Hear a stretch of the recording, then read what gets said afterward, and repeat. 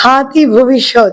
যদি ভবিষ্যৎ বাঁচাতে হয়, যদি এই বইটা নিয়ে ঘুরছি আমি, এই বইটার নাম সংবিধান, যার দমে আজকে আপনারা এই বুমটা ধরে রাখছেন, যার দমে আমি কথা বলছি, গণতান্ত্রিক প্রক্রিয়াটাকে একটা উৎসব রূপে আমরা পালন করি।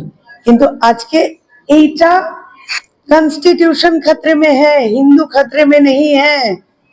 এই যে সংবিধান, আজকে দেখুন যারা এই নির্বাচনের যে major stakeholder, main stakeholder voter, তারা खतरे में है।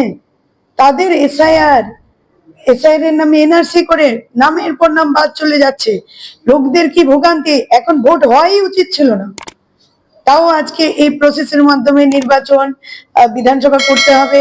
তো সবকিছু মাথায় রেখে কিন্তু আমি তাও নির্বাচন কমিশনের কাছে বলবো যে কোনো বৈধ ভোটার যেন বাদ না পড়ে। অনেক মা বোনেদের সাথে আমার দেখা হচ্ছে যাদের নাম বাদ পড়েছে। এটা একদম মানে এইটা আমরা মেনে নিতে পারছি না। আমরা কংগ্রেস রাস্তায় আছি, ডেমোক্রেসির কথা বলছি, কারণ আমি জানি দুদিন বাদে বিজেপি যেভাবে লাফাচ্ছে, যেই উন্মাদনা, তরোয়াল নিয়ে রাস্তায়, দুদিন বাদে আমি কি খাবো কি পরবো, আপনি বোমটা নিয়ে দাঁড়াবেন কার সামনে, সেটা ওরা ঠিক করবে। ওই জিনিসটা আমি চাইছি না। তো যাই হোক, গণতন্ত্র এবং এসআইআর, মানুষের হয়রানির বিরুদ্ধে আমাদের লড়াই, আপোষহীন লড়াই, এবং আমরা আশাবাদী। কয়েক বছর আগে দেখা গেছে রাহুল গান্ধীর পাশে আপনি এই বিষয়টা দেখুন, এটা আমার কাছে মানে ওই কিছুটা স্বপ্নের মতো, কারণ কোনোদিনই ভাবিনি যে কন্যাকুমারী থেকে কাশ্মীর পায়ে হেঁটে যাব বা কেউ যেতে পারে।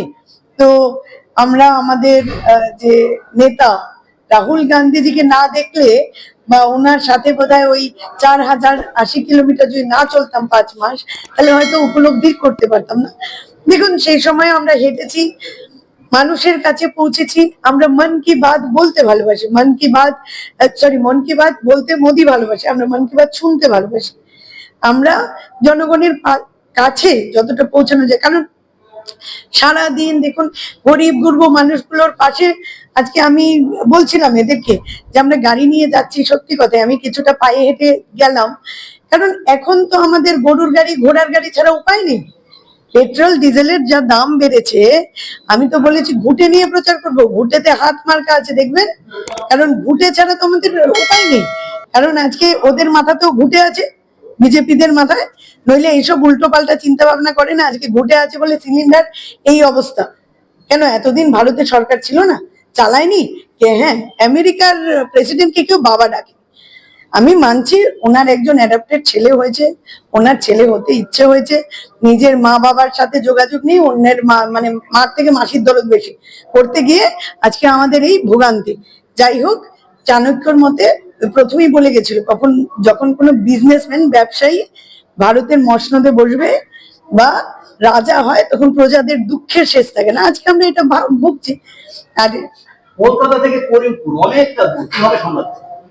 করিমপুরে থাকছি আমি, তো আমি করিমপুরে, আপনি অন্যদের জিজ্ঞেস করছেন না কেন?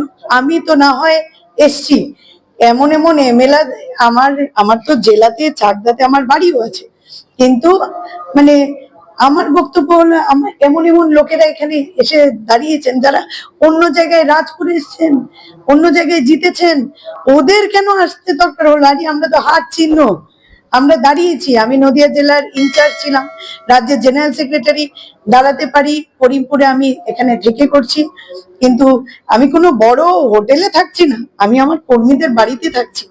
হ্যাঁ, তো দেখুন, সেটা নির্বাচন, যেখানে দল মনে করবে, যেখানে ক্যান্ডিডেট ভালো দেওয়া উচিত, হয়তো দল মনে করেছে সেখানে দিয়েছে, যে মানুষের পাশে যদি আমি দাঁড়াতে পারি, নিজেকে কৃতজ্ঞ মনে করব।